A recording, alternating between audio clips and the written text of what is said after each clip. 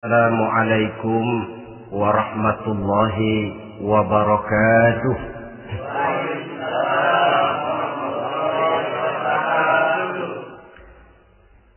Alhamdulillahi rabbil alamin. Wassalatu wassalamu ala ashrafil anbiya'i wal mursalin, Sayyidina wa maulana Muhammadin wa ala alihi wa ashabihil mujahidin at-tahirin, amma ba'd. Saudara hadirin kaum muslimin rahimakumullah. Dalam kehidupan sehari-hari kita selalu berhadapan dengan dua hal yang berlawanan, dengan dua hal yang kontroversial kata orang sekarang, yang kita diharuskan memilih satu di antara kedua hal itu. Sejak kita bangun tidur sampai kita tidur lagi, selalu kita hadapi dua persoalan itu. Yang benar dan yang salah, yang hak dan yang batil, yang pantas dan yang tercela, yang ma'ruf dan yang munkar. Persis seperti sebaik lagu yang lagi ngepop dan banyak dinyanyikan anak sekarang. Madu di tangan kananmu katanya, racun di tangan kirimu. Tapi saya pikir-pikir, bagaimanapun kalau cuma sekedar madu di tangan kanan, racun di tangan kiri, adresnya jelas. Yang repot kalau kita sudah tidak tahu lagi mana yang madu, mana yang racun. Lebih celaka lagi di zaman sekarang, banyak racun mereknya madu. Kita terpedaya, kita terpesona, kita terpukau oleh racun yang bermerek madu ini. Kita minum dia yang akibatnya rawan di dalam kehidupan kita. Sangat banyak racun-racun yang terpancang di sepanjang perjalanan hidup kita ini. Dan dua di antara racun kehidupan itu akan kita bicarakan pada pertemuan kali ini. Yakni arak dan judi, minuman keras dan judi.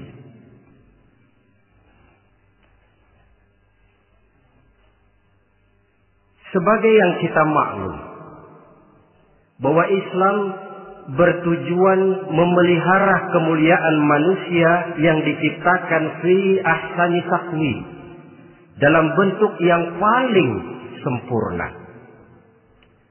Arak atau minuman keras jelas merupakan hal yang merusak dari berbagai aspek kehidupan. Entah kesehatan tubuh, entah pertumbuhan akal, ketentraman rumah tangga, ketentraman masyarakat, bangsa dan negara. Cobalah sejenak kita adakan penyelidikan.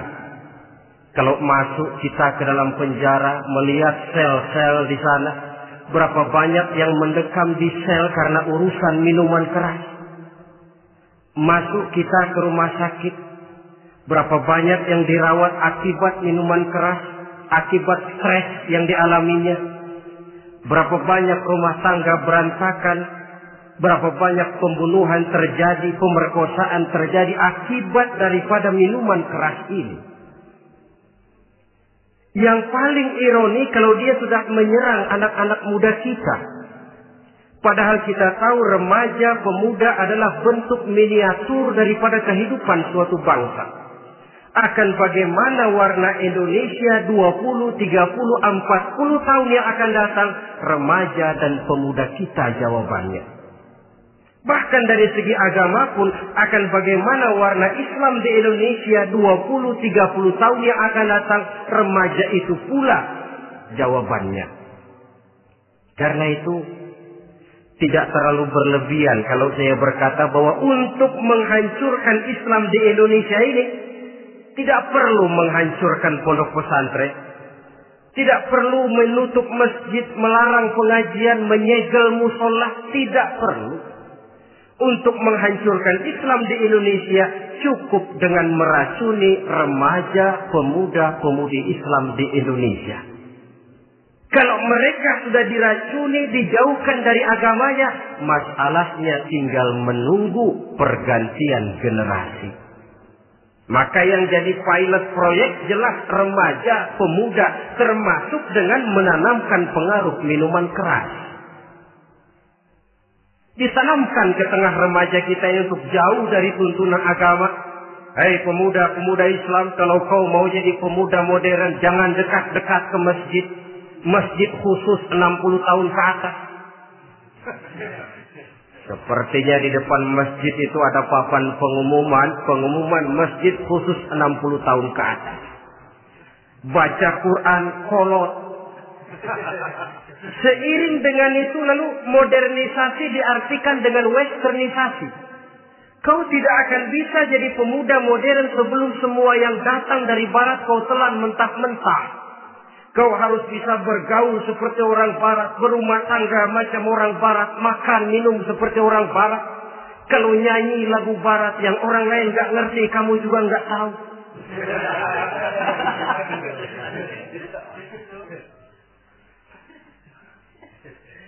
Anutlah itu free love yang pada gilirannya akan mengarah kepada free sex alias samen-liven.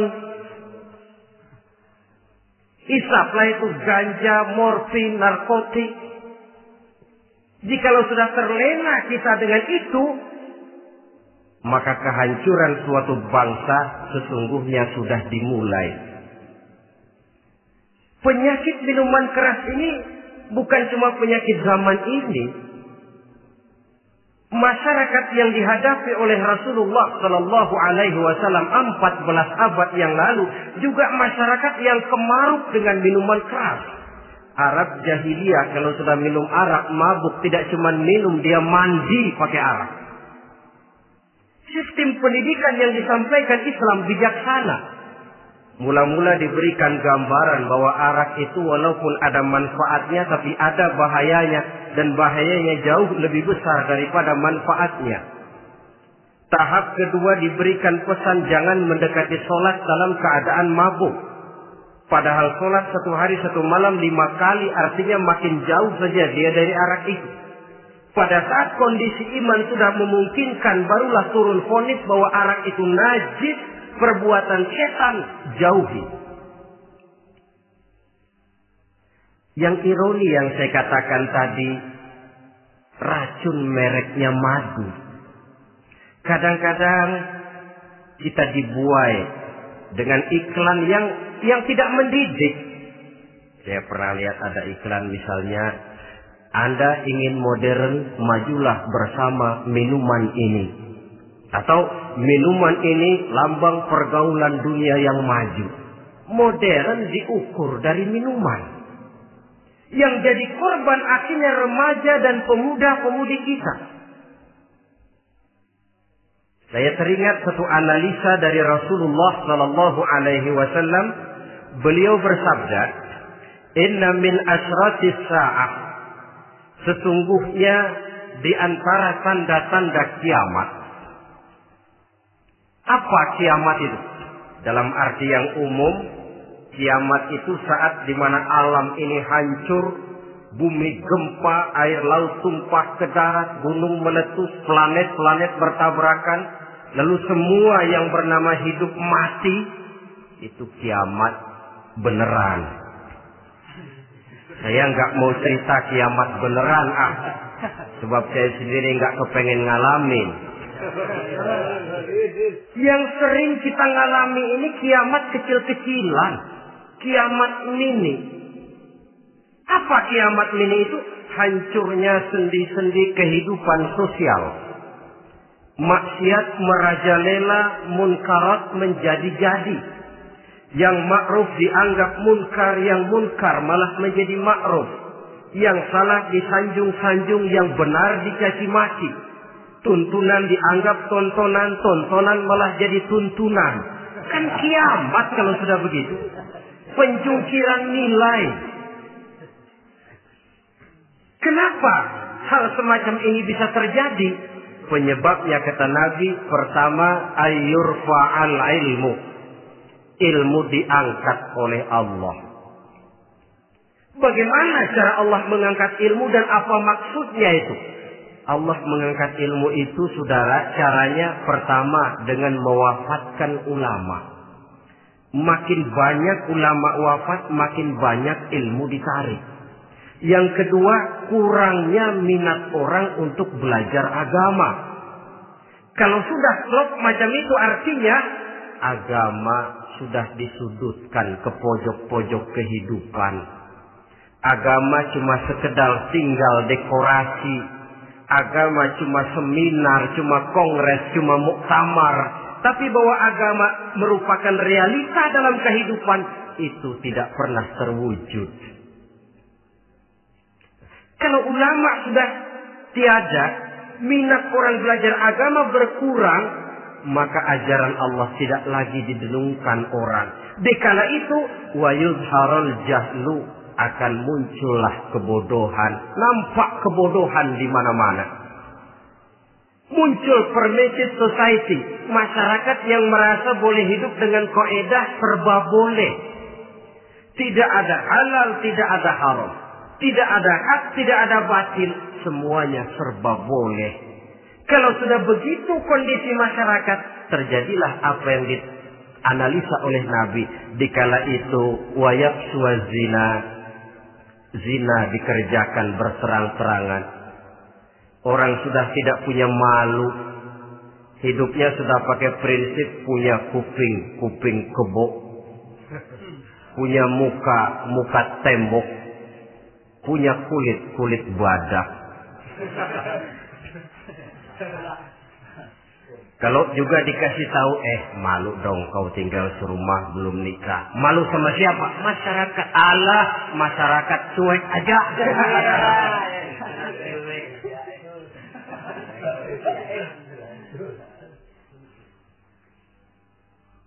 Bukankah realita kalau kita ikuti surat-surat kabar, berapa banyak sudah gadis-gadis bergelimpangan jadi korban? Berapa banyak bayi-bayi yang lahir ke alam ini tanpa harus tahu kemana dia mesti manggil bapak. Yang akhirnya mengalami keterakisan, dimasukkan ke dalam kantong plastik, dibuang ke tempat sampah. Kalau itu sudah terwujud, muncul efek negatif yang kedua. Wa yushrabal khamr. Arak, minuman keras jadi kebanggaan. Anak muda belum nyohor kalau belum bisa mabuk. Yang gak mabuk dianggap kolot. Kampungan loh. Bikin malu baru kena segelas aja udah miring. Cengeng. Temen kita hebat sampai nyungsep di got. Yang nyungsep hebat.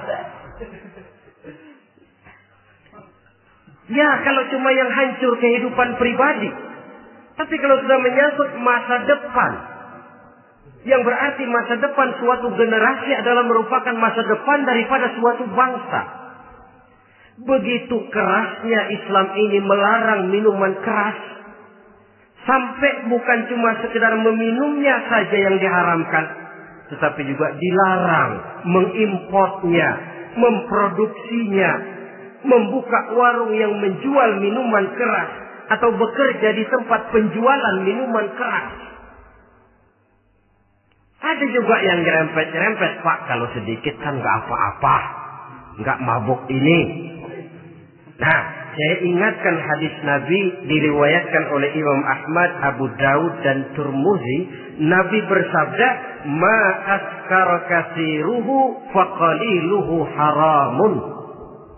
Apa yang banyaknya menyebabkan mabuk, sedikitnya pun tetap haram hukumnya.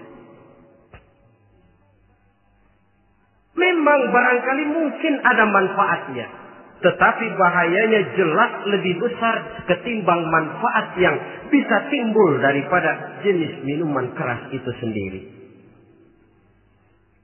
Dalam hadis lain Nabi pesankan, "Man kana yu'minu billahi wal yaumil akhir fala yaq'udu ala ma'idatin taduru 'alaiha al-khamru.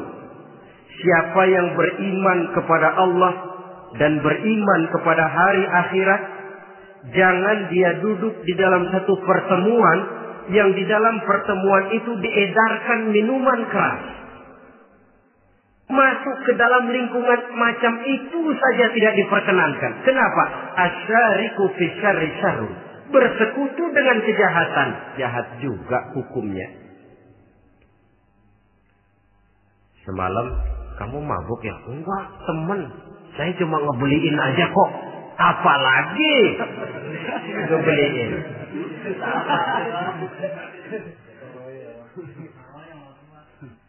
Sebab apa? Dalam keadaan mabuk, orang tidak lagi bisa berpikir secara logik.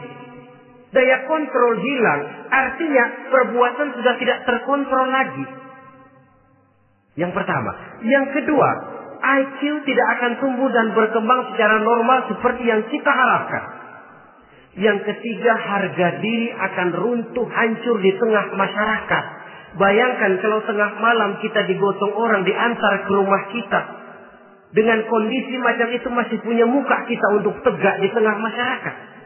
Masih punya harapan kita untuk tumbuh menjadi pemimpin sementara orang terkenang.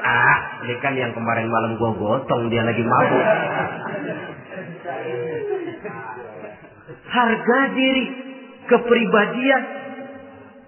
Jangan lupa saudara, kita hidup di tengah masyarakat. Masyarakat itu punya hukum yang tidak tertulis, tapi lebih kuat dan lebih kejam daripada hukum tertulis. Orang bilang, sekali arang tercoreng di dahi, seumur hidup orang akan tetap ingat. Makanya Rasulullah dalam hadis memberikan tamsil untuk adik-adik remaja muslim ini, masalul mu'min kamasalin nahli. Perumpamaan orang yang beriman itu persis seperti tawon. Mentalitas orang mukmin persis tawon. Apa mentalitas tawon? Kalau kita ngaji bab tawon, kita renungi apa keistimewaan tawon. Saya lihat-lihat, ternyata tawon itu punya 4 keistimewaan. Pertama, tawon itu yang dihisap selalu saripati bunga. Bagus makanannya. Belum pernah tawon keliru makan. Saya belum pernah dengar kok ada tawon makan tahu.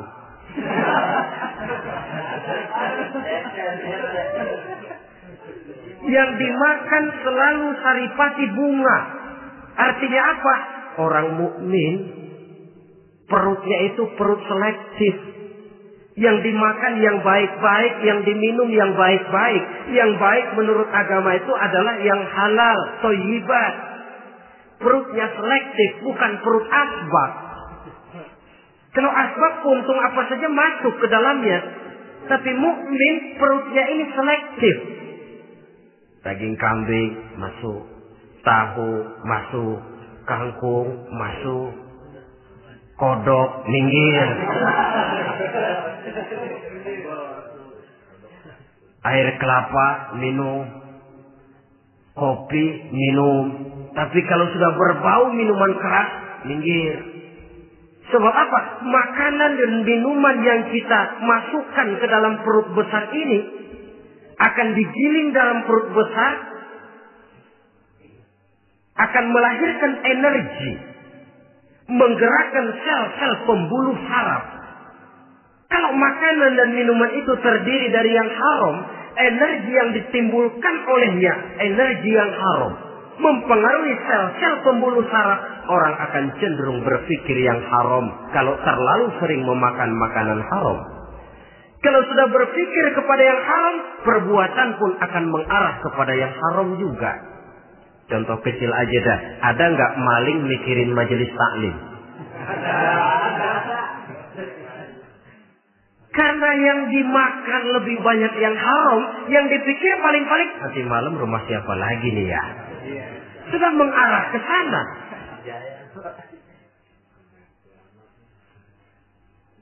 Saripati bunga yang dimakan tawon itu. Lalu tawon yang kedua saya lihat yang dikeluarkan selalu madu. Artinya apa? Orang mukmin itu kalau dia berkata, perkataannya mengenakan orang. Kalau dia berbuat, perbuatannya membawa manfaat bagi orang. Kalau kakinya melangkah tentu ke tempat yang ada gunanya. Yang dikeluarkan madu, bukan racun. Indah tawon itu. Yang ketiga, tawon saya lihat, kemanapun dia hinggap, tidak ada dahan patah. Artinya apa? Orang mukmin dimanapun dia tinggal, kemanapun dia pergi, pantang jadi biang kerok buat lingkungannya. Pantang menimbulkan kerusuhan dan keonaran.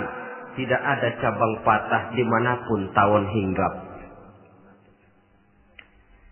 Tapi juga yang keempat, saya lihat-lihat tawon itu, jangan coba-coba diusik.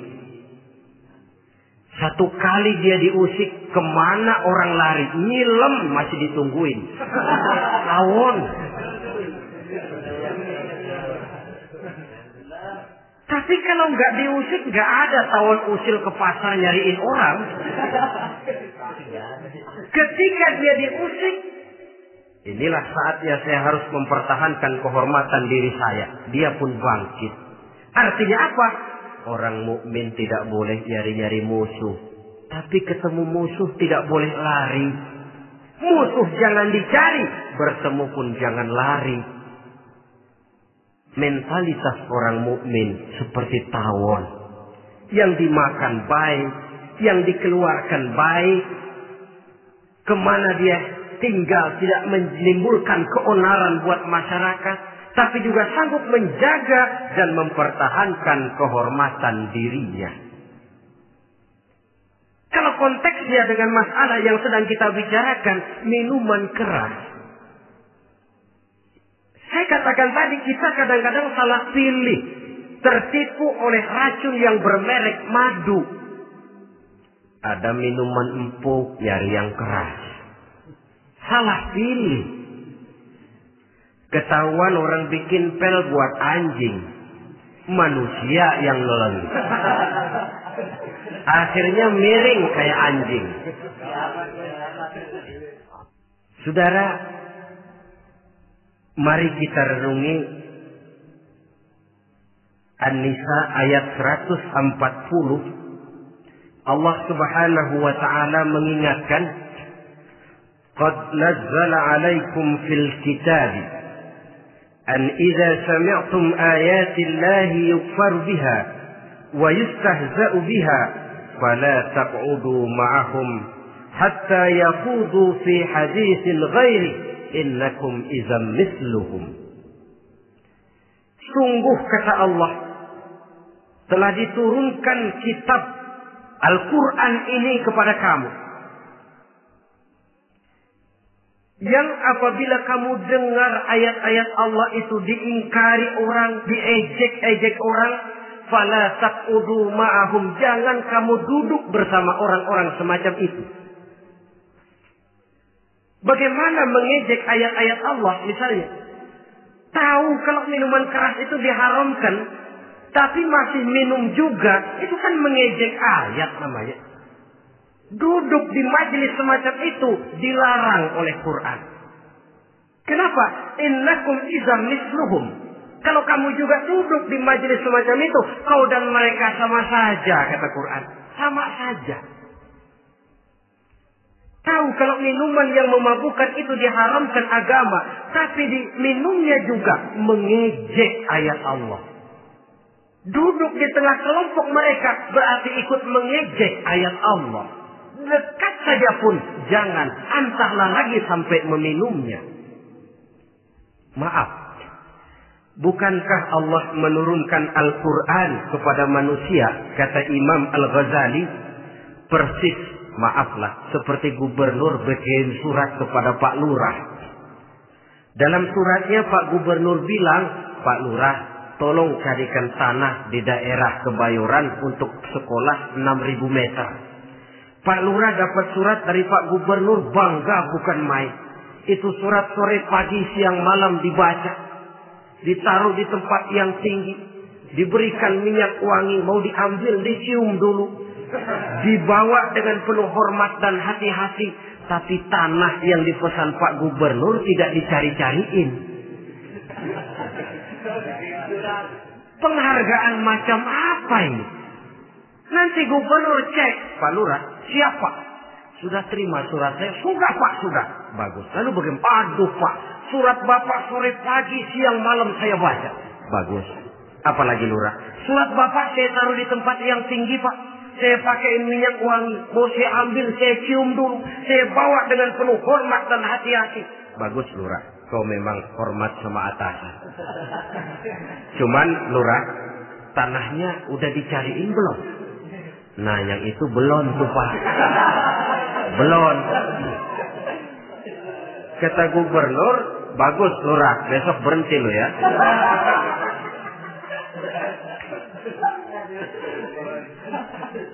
Membacanya memang penting. Al-muta'abbad bitilawatihi, beribadah dari sebab membacanya. Tapi setelah kita baca, kita tahu isinya. What next? Mau apa kita dengan isinya itu? Jangan yang kita baca kita injak-injak. Itulah ironinya. Bagaimana Quran itu mau membawa keberkahan dalam hidup ini? Kalau yang kita baca sering kita injak-injak. Dalam kehidupan kita baca ayat wa ahallallahu al-bai'a wa harrama riba. Allah halalkan jual beli, Allah haramkan riba, tapi renten ditelan terus.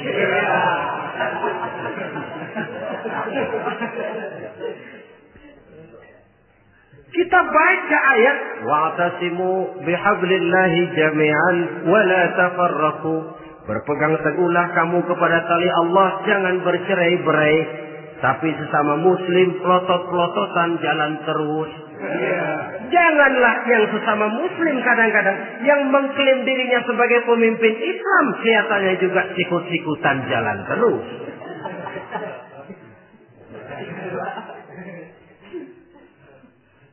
Sehingga tidak heran kalau orang bilang di bawah ngamalin ayat kursi sudah sampai di atas ayat hilang, tinggal kursi saja yang diamalin. Ironi dan menyedihkan.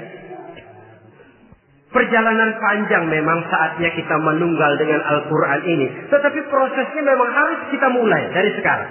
Perkara kapan proses ini selesai, itu bukan masalah kita. Tapi bahwa kita sudah memulai suatu proses, itulah yang diharapkan.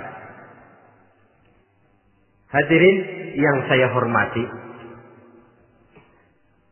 oleh karena kerasnya peringatan Islam terhadap minuman keras, pernah satu hari seorang lapor kepada Khalifah Umar bin Abdul Aziz bahwa ada sekelompok orang berkumpul meminum minuman keras.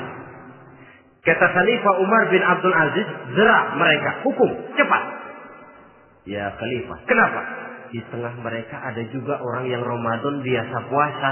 Begitu, iya, yang biasa puasa duluan hukum. Kenapa?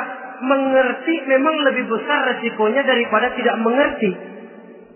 Kalau yang tidak mengerti dilatar belakangi oleh kebodohan, barangkali masih bisa ditolerir, masih bisa dimaklumi. Ini toh sudah tahu mau puasa, kenapa berkumpul di majelis yang ada minuman keras?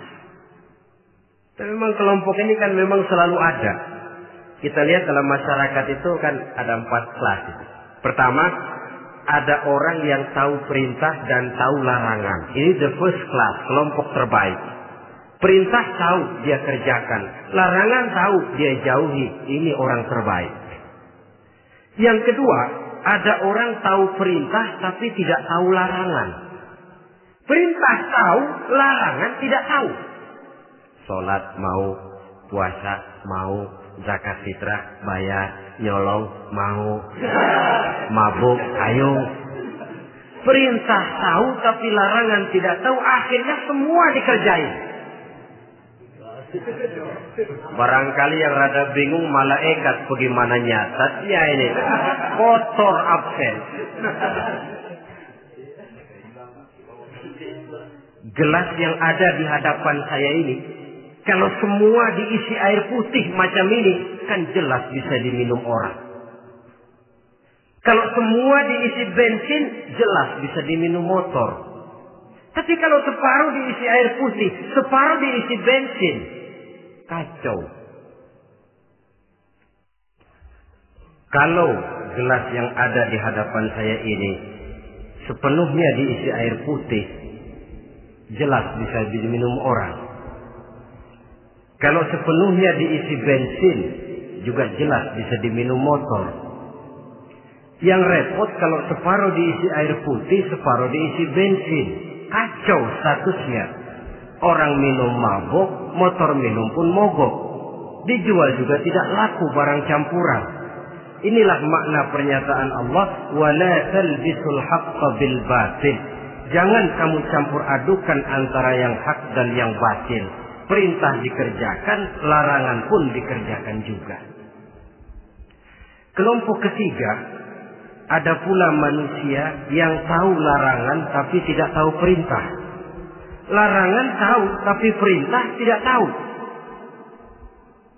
Jahat sama tetangga tidak, mencuri tidak, mabuk tidak, zina tidak, sholat tidak, puasa tidak, polos. Semua serba tidak. Dan yang terakhir, kelompok keempat, perintah tidak tahu, larangan pun tidak tahu. Ini masuk kelompok makhluk gratis. Misalnya kambing, ayam, kerbau, itu kan makhluk-makhluk yang memang perintah tidak tahu, pun larangan juga tidak tahu.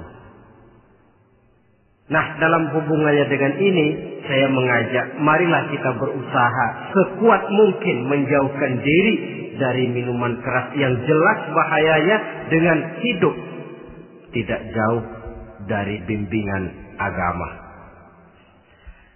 Hadirin kaum muslimin rahimakumullah. Kawan seiring dan sejalan dari minuman keras, judi namanya. Saudara kembar barangkali. Yang satu sering menimbulkan yang lain, tetapi bukan tak jarang keduanya berjalan berdampingan. Posisi judi dan arak ini dalam Quran sama bahayanya. Apa sebab? Mentalitas judi adalah mentalitas sirkel, lingkaran setan. Artinya, yang menang biasanya ketagihan, yang kalah biasanya penasaran. Ini yang menyebabkan orang tidak mau berhenti. Kalau dia menang, dia ingin mencoba untuk menang dalam jumlah yang jauh lebih besar lagi. Kalau dia kalah, dia penasaran, kenapa hari ini kalah? Barangkali sial, besok malam saya tebus. Mental semacam ini memang sulit untuk berhenti. Kenapa judi diharamkan dalam Islam? Pertama, seorang muslim di dalam berusaha mencari harta, dia harus mengikuti sunnatullah. Kata kita orang muslim, hukum alam kata orang sekarang, natural of law bahasa kerennya. Berusaha menurut hukum kausal, memasuki rumah dari pintunya, menunggu suatu akibat dari sebab yang kita lakukan. Bahwa kalau begini, mesti begitu. Karena kita memang terikat oleh permainan yang disebut hukum alam ini. Hidup bukan undian, jangan mengharap untung besar tanpa mau peras keringat. Satu pagi Khalifah Umar bin Khattab radhiyallahu an masuk ke masjid. Beliau lihat ada orang sedang berdoa khusyuk betul. Ditunggunya 2 menit, 3 menit, sampai 10 menit lebih belum juga selesai. Agak lama orang itu berdoa. Selesai berdoa, dihampiri orang itu oleh Sayyidina Umar. Beliau tanya, saudara, lagi apa tadi itu? Berdoa ya Khalifah. Minta kepada Allah? Tentu minta kepada Allah. Minta apa kan? Minta rezeki. Sudah lama? Dari tadi habis sembahyang subuh. Dapat? Belum. Ya memang kata Sayyidina Umar, inna sama la tumtiru zahaban wala fiddatan. Langit itu tidak mungkin akan menghujankan emas, tidak mungkin pula menghujankan perak. Jadi orang dilarang duduk bermalas-malas menunggu keajaiban yang datang dari langit. Karena memang hidup ini bukan undian. Jadi jangan mengharap untung besar tanpa mau peras keringat. Di dalam berusaha kita terikat oleh sunnatullah. Kalau begini sebab penyebabnya, akan begini akibat yang ditimbulkannya. Yang kedua, Islam menjadikan harta manusia itu sebagai benda berharga yang dilindungi. Mengambilnya dengan judi termasuk memakan harta orang lain dengan cara yang batil. Yang ketiga, judi itu sendiri dapat menimbulkan permusuhan dan pertentangan antara para pemain itu sendiri. Meskipun kelihatannya kompak duduk dalam satu meja yang saling berhadap-hadapan, yang kalah kelihatannya pasrah, tetapi kan itu cuma kulit permukaan. Batinnya bagaimanapun juga yang kalah itu tetap mendendam. Sedangkan yang kalah di samping mendendam juga mengomel, mencaci mungkin. Ya lawan bermainnya, ya mungkin juga dirinya sendiri. Dan yang keempat, judi itu merusak aktivitas hidup. Membuat orang membuang waktu dengan tidak terasa. Dan yang pada gilirannya melupakan orang kepada tanggung jawab. Wah, kalau sudah memegang kartu, konon kabarnya, saya sendiri alhamdulillah belum pernah. Lupalah orang anak, lupalah orang kepada istri, lupalah orang kepada tanggung jawab. Waktu pun berlalu tanpa terasa. Apalagi kalau sudah diiming-iming oleh gambaran akan memperoleh keuntungan yang besar. Termasuk di dalam judi itu undian, apapun namanya. Yang usaha ke arah ini seharusnya tidak dipermudah, walaupun dengan embel-embel dana kemanusiaan, sumbangan sosial. Dan saya tidak begitu yakin, saudara, bahwa bangsa Indonesia ini sudah begitu menipis rasa kemanusiaannya, sehingga untuk berlaku sosial mesti diimbangi dengan hadiah sekian juta rupiah. Saya tidak percaya bahwa umat Islam di Indonesia sudah begitu tipis rasa kasih sayangnya kepada sesama, sehingga sulit mengeluarkan bantuan kalau tidak diimbangi dengan hadiah yang sekian puluh juta rupiah. Yang saya khawatir apa? Pada gilirannya di negeri ini akan makin banyak penghayal-penghayal kelas berat. Tukang-tukang ngelamun kelas tinggi. Yang hidup cuma ngumpulin jikalau. Jikalau, andai kata, umpama misalnya. Orang sudah kemana-mana kita masih menghitung jikalau.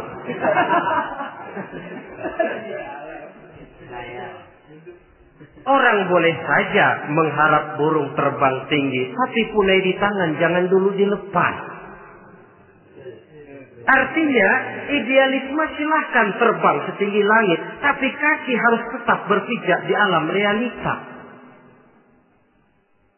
Bahwa memang lebih baik makan singkong dalam kenyataan daripada makan roti tapi ngimpi.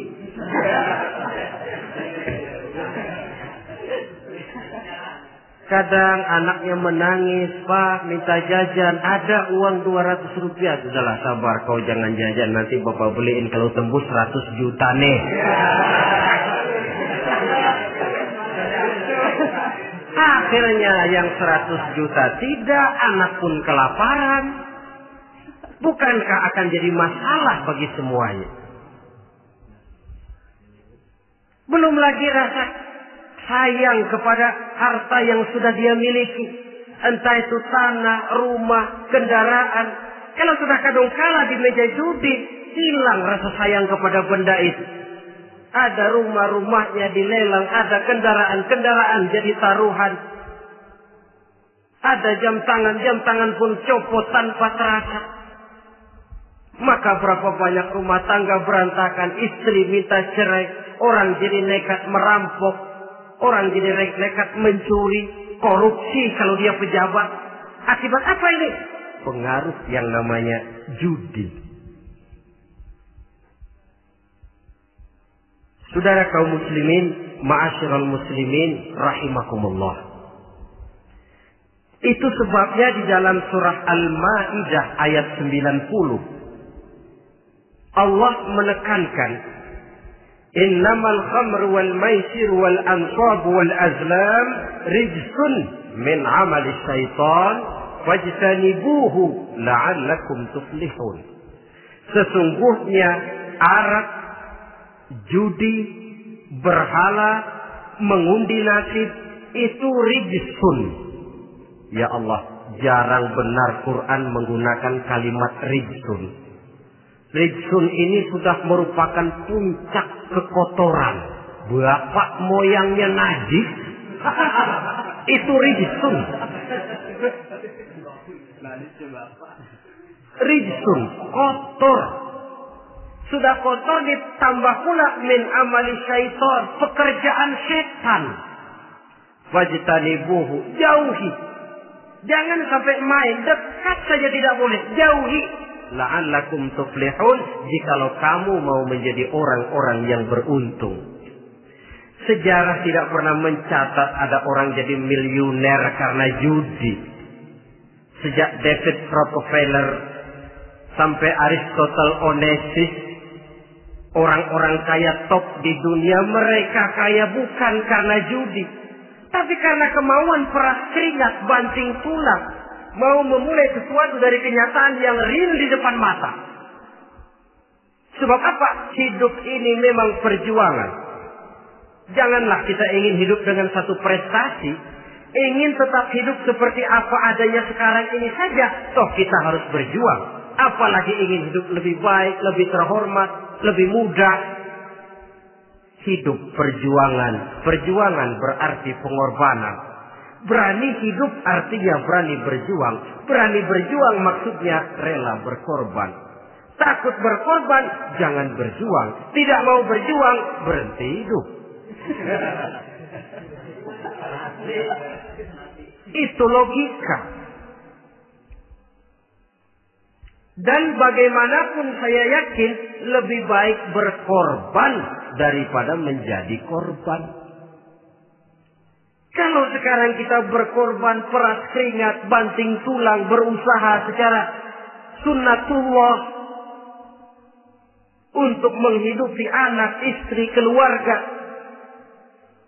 pada satu saat kita tidak akan menjadi korban kebrutalan anak-anak kita sendiri. Kalau mereka dibesarkan dan tumbuh berkembang oleh hasil yang diperoleh dari meja judi.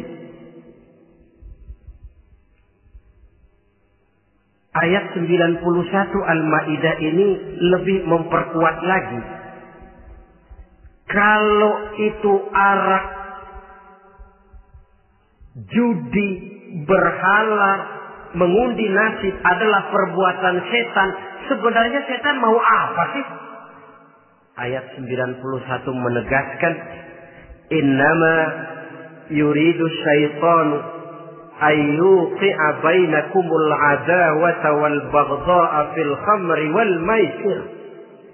Yang dimaui setan itu tidak lain supaya dengan arak dan dengan judi timbul rasa permusuhan, sikap memusuhi, saling marah di antara kamu. Coba, biasanya dalam meja judi sudah loyo, waktu juga sudah berlarut-larut. Yang menang mau berhenti, apa yang kata yang kalah? Berhenti dah, gua wacok loh. Enak bener, gua lagi kalah, lu berhenti. Coba, kira-kira kapan akan selesai permainan? Akan timbul permusuhan, akan timbul rasa dendam, kesumat yang ditanamkan oleh setan. Karena memang baik arak, baik judi, baik berhala, baik mengundi nasib, itu semua permainan-permainan setan yang diberikan kepada kita untuk kita ikut andil bermain di dalamnya. Tatkala kita ikut terkena jerat setan, tertawalah mereka. Kenapa? Oh, makin banyak teman saya di neraka. Maaf, setan itu kan sudah tahu vonisnya. Ketika dulu di dengkotnya yang namanya iblis terusir dari surga, itu bikin semacam perjanjian dengan Allah. Tuhan, kenapa ini? Gara-gara Adam saya terusir dari surga. Maka sejak saat ini Adam dan seluruh keturunannya adalah musuh bebuyutan saya. Saya akan gelincirkan mereka dari jalan. Silahkan iblis, goda mereka. Tapi kau tidak akan mungkin bisa menggoda mereka kalau hamba-hambaku itu menjadi hamba yang ikhlas. Hanya hambaku yang ikhlas yang tidak mungkin kamu goda. Yang lain barangkali bisa. Sejak saat itulah iblis memproklamirkan permusuhan. Dan dia sudah tahu betul vonisnya neraka. Tugasnya sekarang bagaimana mengumpulkan teman sebanyak-banyaknya ke dalam neraka. Hamba Allah saja yang tidak tergelincir kepada minuman keras dan judi. Hamba Allah yang ikhlas itu bagaimana? Yang ikhlas menjadi hamba Allah. Dalam arti kata dan perbuatannya memang mencerminkan bahwa dia hamba Allah. Maaf. Di zaman sekarang ini kan banyak orang cuma berkata, saya hamba Allah, mulutnya. Tapi perbuatannya membuktikan dia hamba setan, hamba dunia, hamba harta, budak jabatan, budak nafsu. Tidak sesuai antara ucapan dan perbuatan. Sebab itu kata-kata hamba Allah kalau keluar dari mulut manusia itu murah. Soalnya ngaku. Ngaku siapapun bisa. Tapi diakui atau tidak? Ini yang kita belum tahu. Ada juga orang berdalih, saya kan masang kalau dapat nanti mau nyumbang masjid. Barangkali aja kalau nyumbang masjid disoriin dikit sama Tuhan.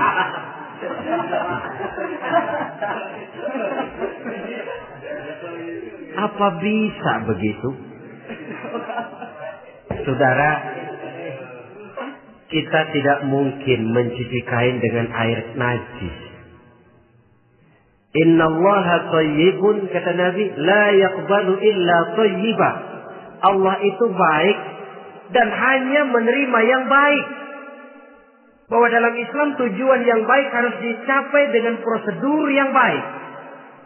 Bahwa niat menyumbang masjid bagus, tapi hasil daripada judi atau undian tidak akan menyampaikan kita kepada tujuan itu. Tidak boleh mencuri kain walaupun niatnya untuk sholat. Kalau nyolong kain niatnya buat sembahyang, dimaafin kali. Walaupun sholatnya sah, mencuri kainnya tetap saja dosa. Islam tidak menghalalkan segala cara untuk mencapai suatu tujuan. Bahwa tujuan yang baik harus dicapai dengan cara yang baik juga. Dan penyakit judi ini juga bukan penyakit baru. Sejak dulu. Masa jahiliyah judi mereka. Saya kira kalau Las Vegas, kota judi Amerika saja barangkali masih kalah dengan cara judi jahiliyah dulu. Mereka kalau sudah judi itu uang. Habis uang, ada punya tanah pasar, taruhan. Habis tanah, ada rumahnya di pasar. Apalagi yang ada? Ternak unta dipertaruhkan. Harta habis, rumah ludes, kebun binasa. Ada istri juga dipasangin. Judi.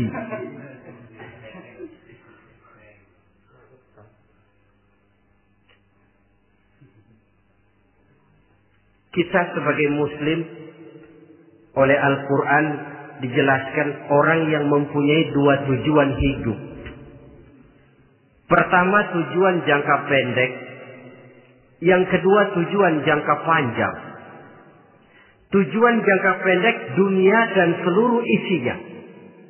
Tujuan jangka panjang adalah akhirat dan ridho Allah. Ini yang terpantul dalam doa setiap kita. Rabbana atina fid dunya hasanah wa fil akhirati hasanah. Tercapai tujuan jangka pendek fid dunya hasanah dan tujuan jangka panjang wa fil akhirati hasanah. Untuk mencapai tujuan jangka pendek, merangkul dunia dan seluruh isinya, apa yang jadi modal utama? Pertama, pendidikan. Makin tinggi jenjang karier pendidikan yang kita tempuh, rasa-rasanya makin mudah menjangkau dunia dan isinya. Yang kedua, pengalaman. Tenaga-tenaga expert masih tetap diperlukan. Makin banyak pengalaman, makin mudah menjangkau dunia. Yang ketiga, dan ini ada tapi tidak bisa dijadikan pegangan, faktor nasib. Faktor kebetulan. Ada, tapi tidak bisa dijadikan pegangan mutlak. Pendidikan, pengalaman, ingin menjangkau fid dunia hasanah. Ini modal utama. Lalu untuk mencapai fil akhirati hasanah, prestasi ibadah. Bagaimanapun tinggi pangkat dan jabatan kita, bagaimanapun banyak gelar kita sandang, tanpa prestasi ibadah, nol besar kita dalam pandangan Allah. Itu sebabnya kita sholat. Jadi tidak beralasan kalau orang ditanya, kenapa sih kamu nggak sholat? Ah, tetangga saya sholat melarat terus. Memang sholat itu bukan untuk mencari uang kok. Kalau ada orang yang rajin sholat, rezekinya kelihatan lancar, itu cuma sekedar persekot. Uang muka, cashnya tetap di akhirat nanti. Efeknya apa? Karena kita punya tujuan jangka panjang, mengharap ridho Allah di akhirat. Cara kita mencapai tujuan jangka pendek dibatasi oleh pertanyaan, Allah ridho apa enggak? Kita cari uang, tapi pertanyaan pokok, Allah ridho enggak cara ini? Kita mengejar kedudukan, tapi Allah ridho enggak dengan cara ini? Ini yang menyebabkan kita lantas tidak lalu menghalalkan segala cara. Yang penting tujuan tercapai cara apapun halal. PKI. Kan cuma PKI yang berprinsip asal tujuan tercapai cara apapun halal. Dan kita sudah sepakat PKI dan seluruh ajarannya tidak berhak hidup di bumi Pancasila ini. Cuma jangan sekedar PKI-nya dikutuk tapi ajarannya dipakai.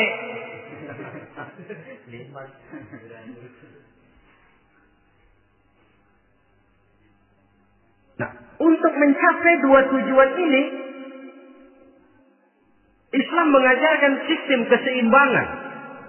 Sehingga Nabi sabdakan, "I'mal lidunyaka ka'annaka ta'ishu abada, wa'mal li akhiratika ka'annaka tamutu ghada." Bekerjalah buat duniamu seolah-olah kau akan hidup untuk selamanya, tetapi bekerjalah untuk akhiratmu seolah-olah kau akan mati besok. Jadi kalau kita sudah sholat menghadap Allah, usolli fardhu maghrib, Allahu Akbar, ingat seolah-olah kita akan mati besok supaya timbul khusyuknya. Tapi kalau kita sudah bekerja, kuliah, bekerja, belajar di tempat tugas, ingat seolah-olah kita akan hidup selamanya supaya timbul gairah kerja. Jangan dibalik. Di kantor ingat mati, lemas terus. Ngapain kerja sungguh-sungguh bakalan mati. Lagi sholat ingat Duta Merlin, Altiron Plaza, ya kacau. Salah pasang, tidak pada tempatnya. Untuk mencapai fi dunia hasanah ini, Islam mengajarkan tempuh jalur yang mengikuti sunnatullah. Itu yang dihargai oleh agama. Terikat oleh hukum kausal bahwa kalau ini yang saya usahakan hasilnya akan begini. Perkara nanti hasil tidak seperti yang kita harapkan, baik sangkalah kita kepada Allah. Sebab kita tidak tahu rahasia apa di belakang itu. Kadang orang mengeluh, habis saya rajin sholat tapi rezeki seret, berhenti aja dah. Kita tidak tahu rahasia di belakang itu.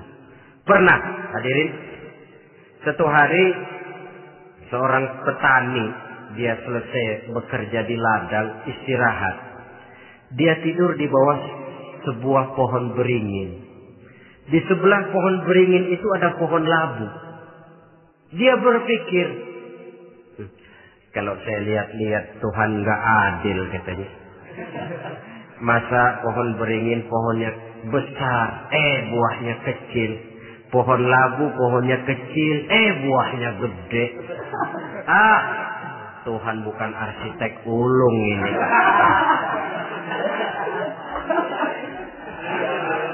Mestinya supaya enak dilihat, beringin yang pohonnya besar buahnya sebesar buah labu. Pohon labu yang pohonnya kecil buahnya kecil saja sebesar buah beringin. Tidak adil Tuhan. Baru dia selesai berpikir Tuhan tidak adil, jatuh sebutir buah beringin tepat menimpa hidungnya.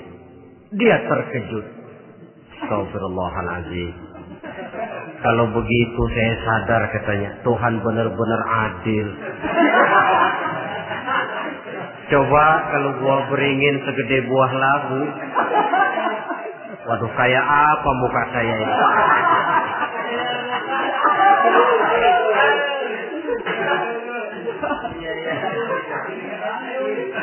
Baru terbuka pandangan matanya setelah berhadapan dengan kenyataan. Baru keluar respek. Allah benar-benar adil. Padahal semenit yang lalu dia masih berkata, Tuhan bukan arsitek ulu. Tapi semenit kemudian setelah berhadapan dengan kenyataan yang real dia hadapi, Allah benar-benar adil.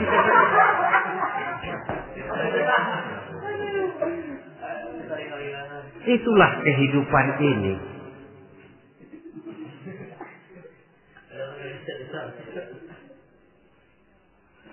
Saudara hadirin yang saya hormati, karena itu baik arak, baik judi, dua-duanya merupakan bahaya laten yang tidak hanya mengancam kehidupan agama, tetapi juga masyarakat, bangsa dan negara, apalagi kalau sudah jatuh kepada generasi penerus.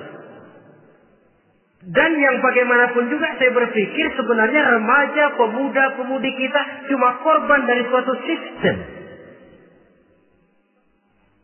Sebab ini merupakan tanggung jawab bersama. Ulama mubalik macam saya paling wewenangnya cuma ngomong. Yang punya SK untuk memberhentikan pabrik minuman keras itu kan Menteri Perindustrian. Tangan-tangan eksekutif. Sehingga kalau Nabi katakan, Man ra'a minkum munkaran falyughayyir biyadihi wa illam yastati' fa bilisanihi wa illam yastati' fa biqalbihi. Apabila salah seorang kamu melihat suatu kemunkaran, termasuk minuman keras dan judi di dalamnya, rubah itu. Dengan cara apa? Kalau kau mampu dengan tangan, artinya power, kekuatan. Kalau dengan tangan tidak mampu, ini orang kalau gue pukul gue yang melintir nih. Umpamanya, fabilisani, dengan lidah ngomong. Mas, saya senang sampean tinggal di sini, kampung kami tambah warga, tapi tolonglah jangan bawa pengaruh yang tidak baik. Kalau ternyata bicara pun tidak berani, fabiqalbi, cukup dalam hati, sekurang-kurangnya tidak ikut membenci kemungkaran dalam hati, itulah kadar iman yang paling lemah. Ini secara umum. Tapi kalau hadis ini kita mau adakan semacam, katakan description of job, bahasa kerennya, kita adakan pembagian tugas. Siapa yang harus merombak kemungkaran dengan power? Penguasa, pemerintah, sebab dia punya aparat. Siapa yang merombak kemungkaran dengan lidah? Ulama, kiai, mubalik, ngomong. Siapa yang hanya merubah kemungkaran dalam hati? Kita umumnya rakyat lemah ini. Yang mau ngomong gak berani, tapi hati pegel. Nah, kalau sudah ada pembagian tugas semacam itu, insya Allah masing-masing akan berjalan pada relnya. Dan pada akhirnya selamatlah kita, bangsa Indonesia, umat Islam pada khususnya, dari bahaya, baik bahaya minuman keras maupun bahaya judi. Menyelamatkan bangsa dan yang lebih lagi menyelamatkan masa depan kita. Sekianlah saudara pertemuan kita pada saat ini. Mudah-mudahan ada manfaatnya. Terima kasih atas segala perhatian. Mohon maaf atas segala kekurangan. Usikum wa nafsi bitaqwallah. Wassalamualaikum warahmatullahi wabarakatuh.